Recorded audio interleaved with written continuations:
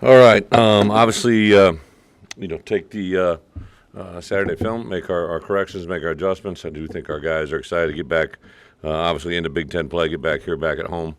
Message to our guys on Sunday where, to make the corrections from the game, I think we really got to take a look at offensively and defensively, and not so much in the kicking game, but just how we're starting the game, obviously, to be behind the last two games, especially out of the gate, was difficult to overcome. So I think our guys got to stay to the process. A lot of our players, I think, understand where we're going, how we need to get there. From an injury standpoint, a couple things during the course of the game that really still haven't made a decision for this week where they're at. The Sidney Brown left the game. It's undergoing some further exams. Don't know exactly where he's going to be at for Friday night, but is a lot better today than he was yesterday. Still have some things to process through there. Some guys that returned to the game. Obviously, Chase Brown played extremely well. Excited for him. Brandon Peters will be back. We'll actually go with him as our starting quarterback going into this game. Had a conversation with Art yesterday. Brought him in. Talked about where we're at, what we were doing. Wasn't anything that he did or didn't do well. It played extremely well, especially the way he first entered the game, going back to the Nebraska game. I thought the guys really did a nice job rallying around him, did some good things, but I told him if the role was exactly reversed, right, if he was a starter and was knocked out of the game and BP came in, we would do the exact same thing 100 times over. So I always think honesty is the best policy, and that was just being real. Art was awesome with it. BP obviously is excited about the opportunity because we're in a shortened week. This is really a day that we would have off as players or as players and coaches from the field, but tonight we'll bring them back over, have an opportunity to go through basically our Tuesday install on Monday. We'll go out under the lights here and get some looks in the kicking game as well under the lights, as well as the throw game. Then we'll go back to our normal practice times Tuesday and Wednesday. Thursday we'll go in the afternoon, which would be like a Friday prep for us, and then obviously Friday night be in the game. So some things to work through. Thought our guys again handled the moment as well as possibly could. When we come back here to the stadium, we get dropped off, and my office overlooks kind of the path or the walkway that they walk to their cars. And I was on bus one, got off, went right to my office, went up there and sat at my desk and was beginning to process, watch through some film. I was able to watch the one side of the ball on the way home, and as I just sat there and watched our players steadily stream by for the next half hour, 45 minutes, saw a lot of guys with a demeanor that wasn't happy. There wasn't anybody obviously satisfied with the results. See a lot of frustration and anger. These guys have been through a lot, so the more we can get them to understand this is part of the process to get where we want to be. I'm not going to skip a step to get sustained success, and unfortunately there's going to be some hiccups along the way, and our guys understand that, but got to correct the mistakes that we made on Saturday to get to where we want to be on Friday. So with that, open it up for questions. What is what? Brandon Peters bring back to you in the offense? Well, he's our starting quarterback going into the opener, right? Was lost really early in that first game, so a lot of the things that we had saw during fall camp, even going back to last spring, through the summer, through fall camp, weren't able to be materialized yet. But he obviously has a very live arm, I think a lot of experience, kind of a new offense for him. So he's kind of seen this evolve now for 2 games not being on the field, not really involved in the game prep. Really hasn't taken any practice reps with our 1s and 2s since the preparation for Nebraska. The last 2 weeks he wasn't cleared to get through those practice phases. So really Ryan and Art had been taking all those reps. So he has witnessed it. He's gone against our defense through scout team, Skelly, and did some things during practice that were non-contact that allowed him to stay involved in the practice plan, but nothing as well as it will be this week. What did you see out of him over the course of the last few weeks to stay involved and try to... With BP? Yeah. Just what you would expect out of him. He's a quarterback. He's heavily involved every practice, every meeting. I think he, like I mentioned here a couple times, was a guy that came back probably a little bit quicker than I thought they were going to. Didn't know if there was a chance we were going to be able to get him back sooner than this. This is actually a little bit ahead of schedule as it is. So I just was wasn't really amazed. This kind of just what BP is. He's heavily involved. Anything he could do to help Art, that was something that was very, very clear from the moment of the injury happened to where we are today. A very, very good teammate, a guy that not only helped Art, but he was helping RJ and Matt and some guys that possibly could go too if things didn't work well for Art. I know you have philosophies about what you guys want to be identity-wise on offense and defense. Do you feel like through the game you've established an identity? Are you still looking for that? You know, without a doubt, there's a pattern that we want to follow. But part of that process is, really going into the first game to have your starting quarterback knocked out, right? That throws a little bit of a curveball into it. So then you have the preparation going into UTSA that has that effect on it, but then also lost two of our top 4 running backs. That had a factor into it. We were also getting Palcho back off of what he had been, right? He didn't actually take more than 30 snaps in a practice.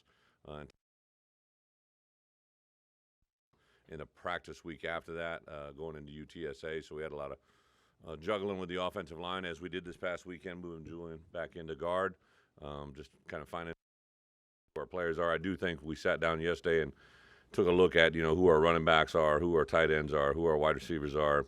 We think we got a handle on our best 5 offensive linemen and the swing players after that.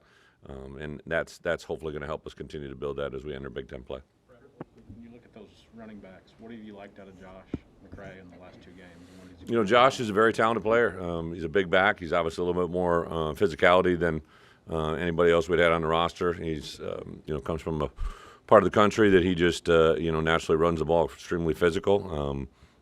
He's a very talented back. The coach that recommended him to me was the coach that had recommended Melvin Gordon to me, so he knew the kind of backs that we had liked. He'd been recruited by a lot of different schools as a linebacker, and he knew that I liked big backs. So that was something that was easy to see. But I think when he pops in the game, you can just see his energy level kind of brings to the offense, to the offensive line. There was a play on Saturday where he kind of hopped over and looked like it could go for a big one. And he's into it. I think we got to let him learn the game a little bit better and let it come to him. But I'm excited where he's at. What do we attribute the slow starts to? Our opponents, a little bit. Offensively, there's definitely, I think, you're always going to have a game plan element, and sometimes as you get a little bit deeper into the season, you'll understand what your opponent's going to bring against you. I think part of our unknown was they didn't know what we were going to do, so we didn't know how they were going to defend us, right? It kind of works both ways. So there's definitely a give and take there. I think offensively, when your number is called, whether it be at the quarterback, running back, wide receiver, an offensive lineman throwing a block, a tight end, either in the throw game or the run game, early on we got to answer those questions quicker and with a little bit more, a little bit better execution, and hopefully that'll help us out. And then on defense, without a doubt, obviously we just got to make sure that we've got the calls that we want and be able to execute the adjustments, because people are giving us a little bit of formational adjustments, some things that caused us to get out of position early. You guys get more pressure on the quarterback defensively? Yeah, there's 2 ways to apply pressure, right? Mental and physical. Mentally, to give different looks and to make him understand what he's processing before the snap is one. And then the physical pressure is just whether we want to bring 3, 4, 5, 6, or 7, pressure.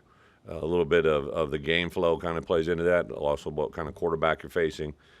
Through 3 games, we faced quarterbacks that really do, run the ball really well and escape pressure. So you want to make sure you're able to corral him and understand what we're trying to do to bring pressures if that's what we have to do. Sorry, you mentioned that Yeah. opposing quarterbacks kind of stressing your defense maybe a little bit with their kind of skill sets. How important is it for your offense to be able to stress defenses with their different kind of skill sets and different things you can throw at them? Yeah, I answered his question about how do you bring pressure, and I said one of the things you have to factor is what your quarterback does. So when we have an offense, Art has really probably been a surprise to not just us but the opponents we're playing, that he's been able to scramble for some first downs with his legs. I think BP is a guy that, unlike what maybe people would describe him as a drop back guy, he is a guy that can also move and generate some things with his legs. It's just at this point that's not the emphasis on our quarterbacks. Our emphasis is on handing the ball off, executing on third down with a throw game, and then if presented with the opportunity to scramble, he'll do that. Coach, if you take this win against Maryland, you're still 2-0 in the Big that could be a major turning point for the season to kind of forget about the last 2 games? The season started with 12 opportunities in front of us. 3 are behind us. We're a 1-2 team on paper. But for our guys, they have a 1-0 mentality on a week, right? Every week they're just trying to lock themselves into whatever they have to do to have success this week. I told them yesterday to have success on Friday. It was going to be very important for us to have success on Monday. And that's part of the process we're going through. A lot of times people want to jump to the end like you just did. Like it doesn't work that way. As a player, as a coach, you can't.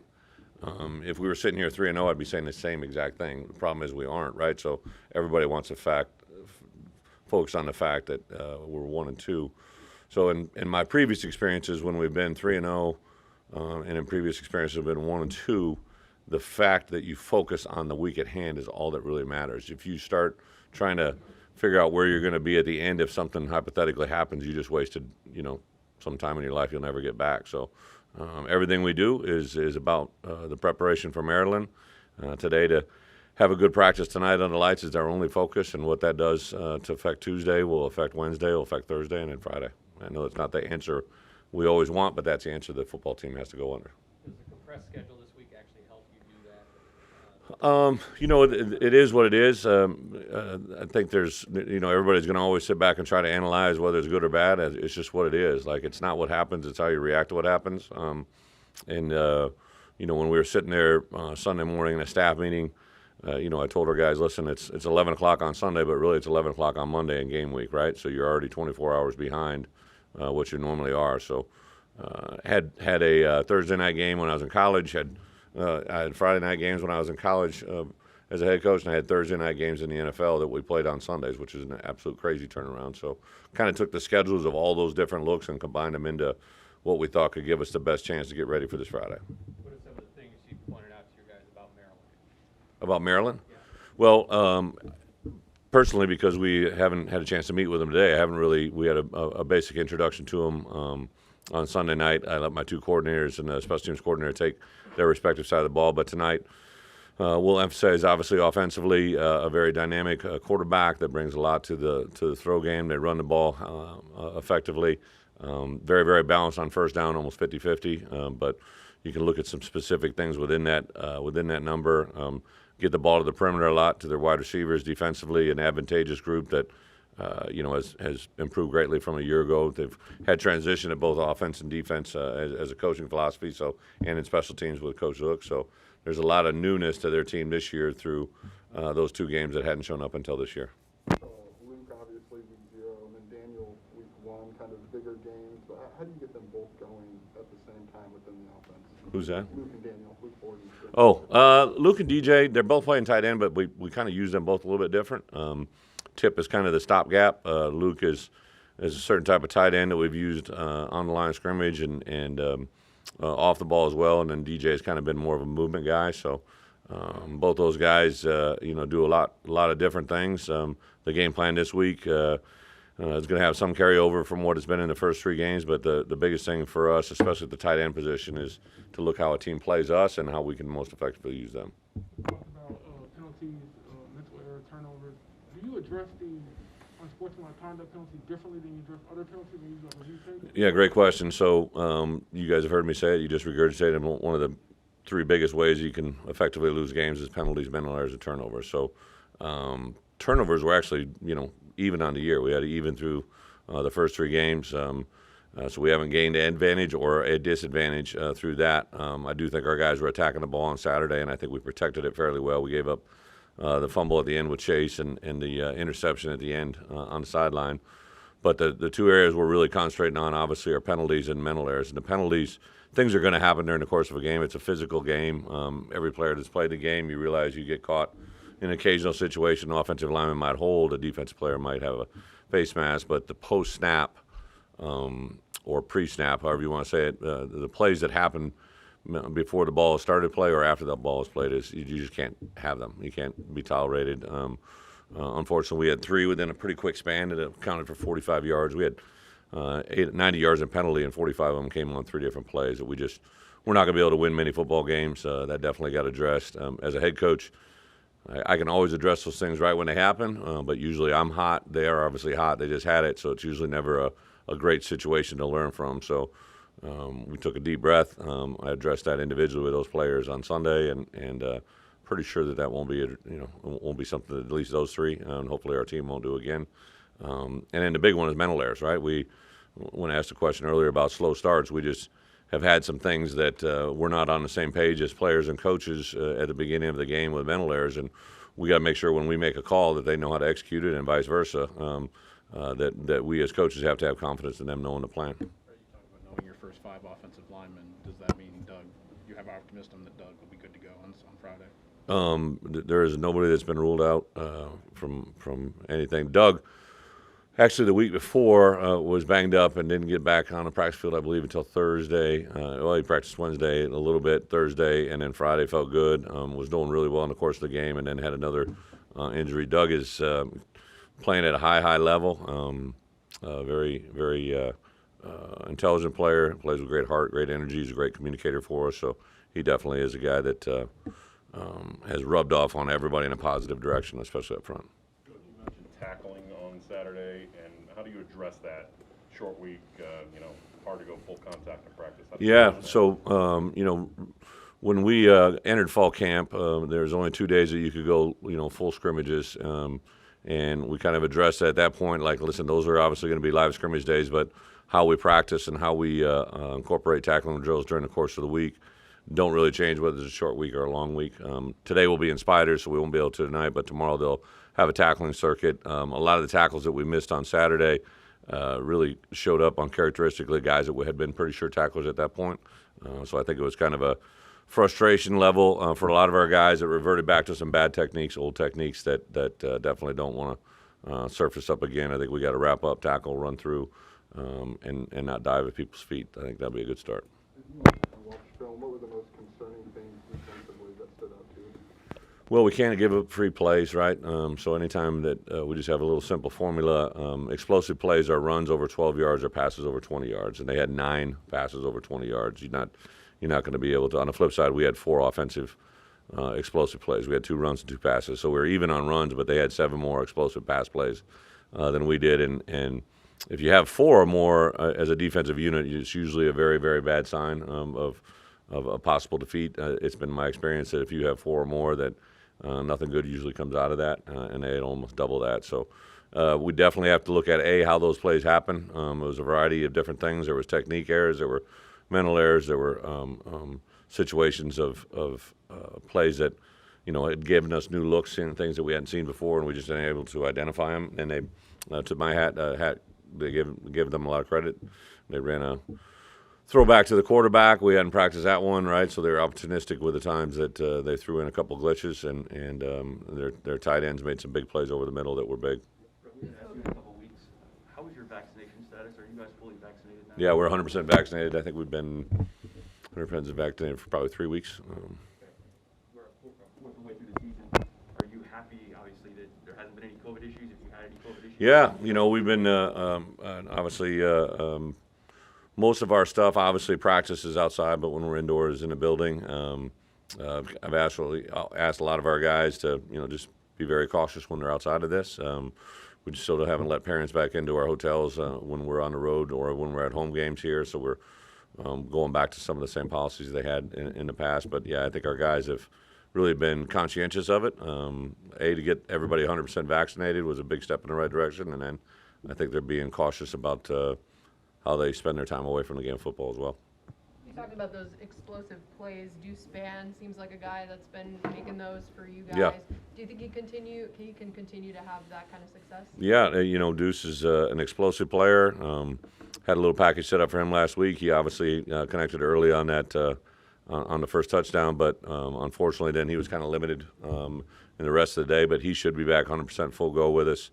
Just was a little bit tight in the lower leg, so he is a guy that is exciting. I brought him in yesterday. We had a nice conversation just about how was he feeling comfortable. He's no longer – it's different, right? When you're a backup quarterback, you aren't really involved in near as much physicality or, just the pure reps of practice. And I think that part he had to get used to, just the way he addressed himself, to get ready for practice, to mentally get ready for practice, and then go into the game and know when his number would be called. So our guys respond really quickly to him. Deuce is an unbelievably great kid, great attitude, great work ethic. So I think he's a guy that, as we looked at it yesterday, he's a guy that we want to keep moving forward and target plays at him. I imagine it's difficult to learn a route tree during the middle of the season, especially after making the transition as late as he did. Where's he at kind of learning the route tree and kind of the offense as a wide receiver? The good thing about a route tree is you got to know as a wide receiver, but you got to know it as a quarterback, right? So he didn't have to learn anything over again. But he did, obviously the nuances of lining up as a wide receiver, the nuances of breaking off the top of the route when a defender's holding you, all the things that he hadn't learned as a quarterback, all the same things that Isaiah and him really made quick transition because they had already learned the offense. They're a quarterback that had been in charge of the entire huddle, so the transition was very quick. The part that I'd say Isaiah and Deuce probably would struggle the most with just the details of being a wide receiver that involve the physical aspect of catching the ball, being able to get off of press man coverage and do some different things that they haven't had to do as a quarterback. What's the status of Mike Epstein? He's still out for this game. Mike's basically in a holding pattern. I think we're going to make he has another round of tests at some point, maybe in like 4 weeks or something like that. But right now he won't be back with us anytime soon. You mentioned DJ Johnson after these last couple of games. Are you happy with or excited about what he can do? There's a couple freshmen. DJ Johnson on defense. Tyler Strain got in there a little bit. DJ is a guy that very athletic. He's kind of a playmaker type mentality. I think the part that was good for us on Saturday, we got him involved with now some line of scrimmage defensive plays.